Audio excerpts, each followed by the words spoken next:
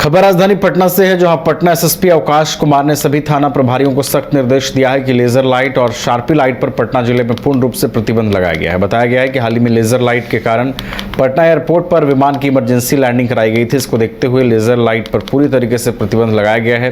किसी भी शादी समारोह में रात 10 बजे तक ही लाउडस्पीकर बजाने की अनुमति है। इसी आदेश को पालन करवाने के मद्देनजर थानेदारों ने डीजे और लाइट एंड साउंड मालिकों के साथ बैठक की और उन्हें बॉन्ड भरवाया।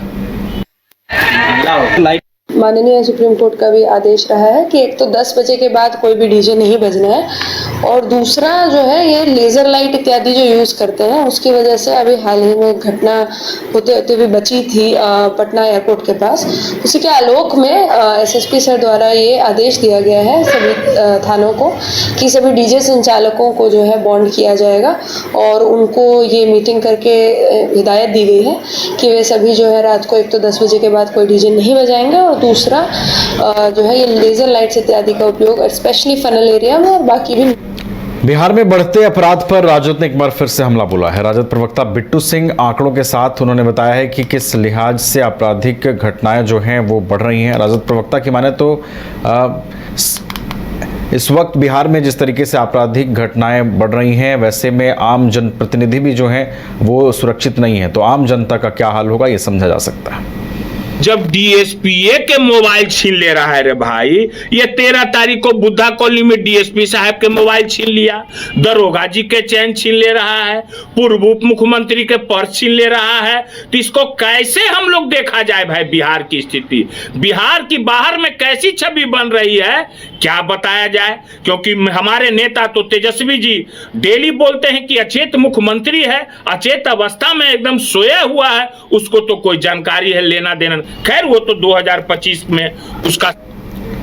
मोतिहारी शहर अब मोती की तरह चमकेगी। इसके लिए मोतिहारी सीवरेज नेटवर्क परियोजना के लिए 399 करोड़ 87 लाख रुपए की मिली प्रशासनिक स्वीकृति मिल चुकी है। इसके साथ ही नमामि गंगे योजना के तहत 149 करोड़ की राशि भी केंद्र सरकार की तरफ से दी जा रही है। मोतिहारी पहुंचे नगर विकास मंत्री जीवेश मिश्रा ने जानकारी देते हुए कहा कि राज्य के विकास के लिए केंद्र सरकार हर मुमकिन कोशिश कर रही है। मंत्री यहाँ बैठे केवल मोतिहारी में देश के यशस्वी प्रधानमंत्री जी और बिहार के यशस्वी मुख्यमंत्री जी के नेतृत्व में हम लोगों ने लगभग 700 करोड़ रुपया इस शहर के पूरे नगर विकास और आवास की व्यवस्था को दुरुस्त करने के लिए मोतिहारी को देने का काम किया है। जो एसटीपी योजना है उसके तहत 149 करोड़ रुपया स्वीकृत है, जो अभी टेंडर होके उसका कार्य संचालन होना है। टेंडर फाइनल हो गया है, कार्य संचालन होना है। और आप सभी लोगों को मालूम है कि अभी अमृत योजना से, भारत सरकार और राज्य सरकार के सौजन्य से अमृत योजना में जितने वेस्टेज हैं शहर का, जो पानी है ड्रेन करके उसको शुद्ध करते हुए झील के अंदर ले जाना या किसी नदी के अंदर ले जाना, ऐसी योजना राज्य सरकार ने बनाई। भारत लोक गायिका अक्षरा सिंह और उनके मैनेजर विपिन सिंह के खिलाफ बेगूसराय की एक अदालत ने समन जारी किया है। उन पर आरोप है कि उन्होंने समस्तीपुर जिले के सिंधिया में एक दुर्गा पूजा कार्यक्रम के लिए 5,51,000 रुपए लिए थे, लेकिन कार्यक्रम के दौरान मंच पर रुपए फेंके जाने से नाराज होकर अक्षरा सिंह ने माइक पटक दिया और आगे का कार्यक्रम रद्द कर दिया। न्यायाधीश ओम प्रकाश प्रथम श्रेणी न्यायिक दंडाधिकारी अधिकारी की अदालत ने अक्षरा सिंह और उनके मैनेजर को अदालत में उपस्थित होने का आदेश दिया।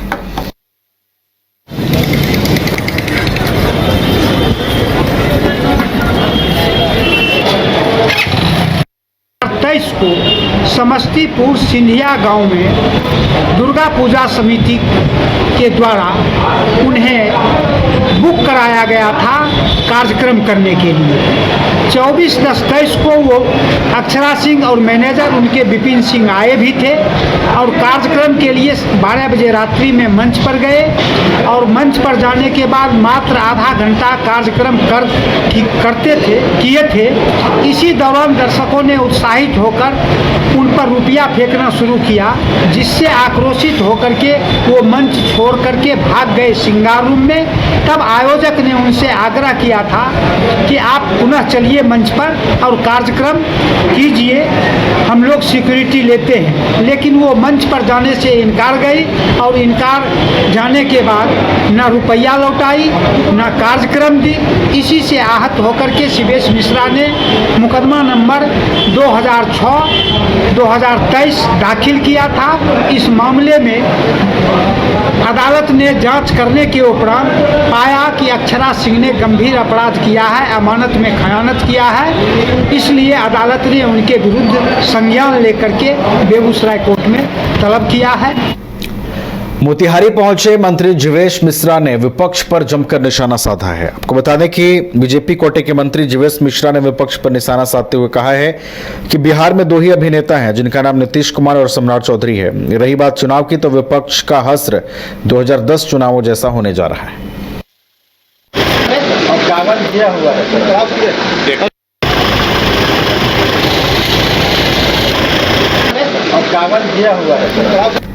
और चलिए खबरों में बढ़ते हैं आगे। अगली खबर बेगूसराय से आ रही है। आपको बता दें कि बेगूसराय में तिलरत से जमालपुर जा रहे डीएमयू चलती ट्रेन में इंजन में आग लग गई। आग लगते ही मौके पर अफरा तफरी का माहौल बन गया।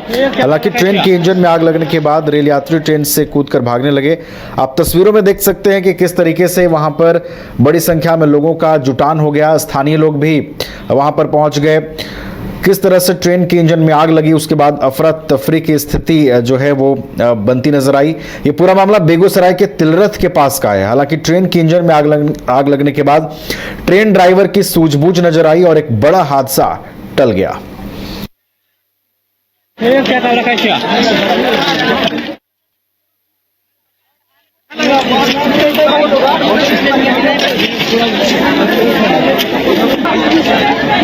पटना के गांधी सेतु पाया नंबर 33 के पास एक मोटरसाइकिल चालक ओवरटेकिंग करने के दौरान ट्रक और पाए के बीच में फंस गया, जिसके कारण चालक का पैर ट्रक के चक्के के नीचे आ गया था।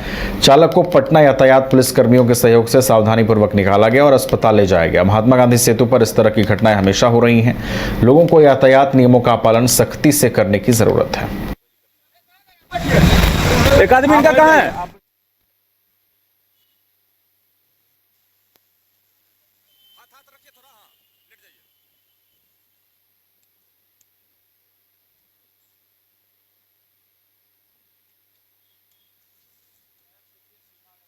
नौबतपुर बेहटा सरमेरा नहर पुल के नीचे हुए कार हादसे में फुलवारी शरीफ निवासी सैफ गंभीर रूप से घायल हो गए, जिन्हें तुरंत अस्पताल में भर्ती कराया गया। वहीं गाड़ी चला रहे निश्ची कुमार सिंह को मामूली चोटें आई हैं। प्रत्यक्षदर्शियों के अनुसार कार तेज रफ्तार में थी और अचानक संतुलन बिगड़ने से यह दुर्घटना हुई। हादसे के बाद कुछ देर के लिए सड़क पर जाम लग गया। गनीमत रही कि इस हादसे में कोई जनहानि नहीं हुई। पुलिस मामले की जांच कर रही है।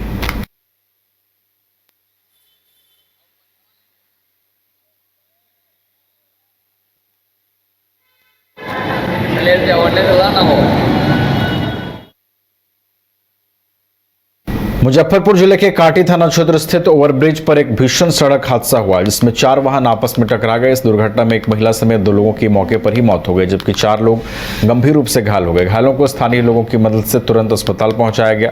डीएसपी पश्चिमी ने घटना की पुष्टि की है और बताया कि तेज रफ्तार में चल रहे 4 वाहन आपस में भिड़ गए। स्थानीय लोगों ने प्रशासन से ओवरब्रिज पर स्पीड कंट्रोल करने के लिए ठोस उपाय करने की मांग की है।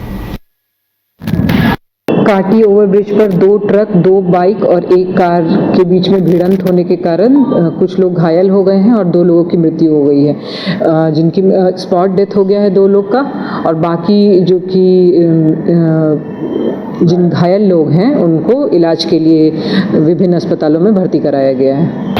तो वही जानकारी मिल रही है कि 2 स्पॉट डेथ है। अभी तो फिलहाल यही जानकारी है। अच्छा, मेडिकल में चला गया है। कौन सा जगह हुआ? ये काटी ओवर ब्रिज पर है। अच्छा, कहाँ के लोग हैं, पता चला है? पता मोतिहारी पुलिस ने अंतर्राष्ट्रीय साइबर ठग गिरोह का पर्दाफाश किया है। मोतिहारी पुलिस ने पहाड़पुर थाना क्षेत्र से 6 साइबर ठगों को गिरफ्तार किया है। ये साइबर ठग नेपाल में बैठकर पाकिस्तानी सिम लेकर लोगों से ठगी करते थे। ये लोग पहले भोले भाले लोगों से खाता खुलवाकर लोगों से यूपीआई बनवाते थे और उसके बाद उनसे पैसे की ठगी करते थे। बताया गया कि साइबर ठग का मास्टरमाइंड मोहम्मद इब्राहिम नेपाल में बैठकर पाकिस्तानी सिम से मोतिहारी जिले में इस गिरोह को संचालित करता था। गिरफ्तार साइबर ठगों ने बताया कि वे लोगों से खाता खुलवाकर यूपीआई बनवाकर पासबुक ऐड और डोनेशन के नाम पर लोगों से ठगी करने के लिए विनाश ऐप के द्वारा यूएसटीपी में कन्वर्ट कर क्रिप्टो ट्रेडिंग करते थे।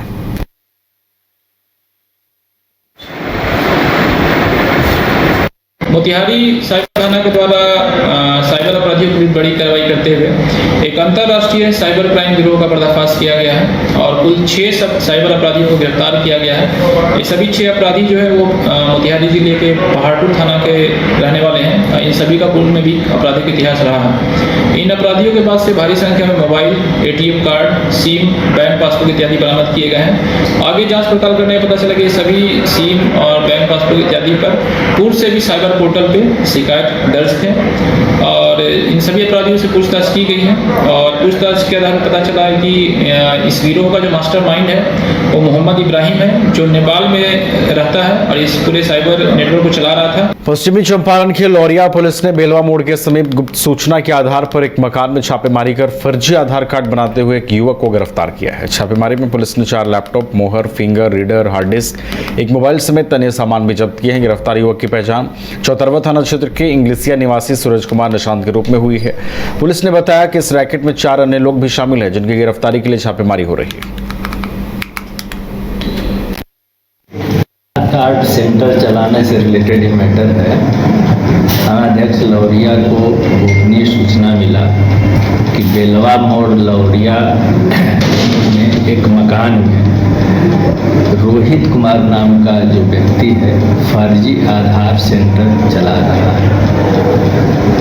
वरीय के निर्देशानुसार इनके द्वारा जब जाकर के वहाँ पर जांच किया गया तो पाया गया कि उस आधार सेंटर का कोई रजिस्ट्रेशन नहीं कराया गया है और दूसरे व्यक्ति का एक आईडी लेकर के फिंगरप्रिंट्स वगैरह लेकर के फर्जी तरीके से आधार कार्ड बनाया जा रहा है।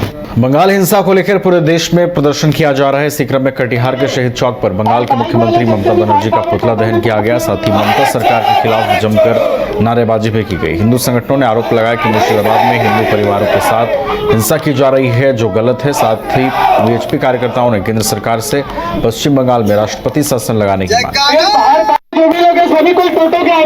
कटिहार सहित पूरे भारतवर्ष में इसका विरोध कर रहा है। पुतला दहन के साथ साथ जो है जिला पदाधिकारी महोदय के माध्यम से महामहिम राष्ट्रपति महोदय को एक ज्ञापन सौंपा जाएगा, जो कि बंगाल में हिंदुओं पर हिंसा का अत्याचार बंद हो, बंगाल पर राष्ट्रपति शासन लागू हो, बंगाल में जो की सरकार है उनको निरस्त करके पुनः वहां पर चुनाव कराया जाए, हिंदुओं पर अत्याचार बंद हो। कटिहार सहित पूरे भारतवर्ष में इसका विरोध कर रहा है।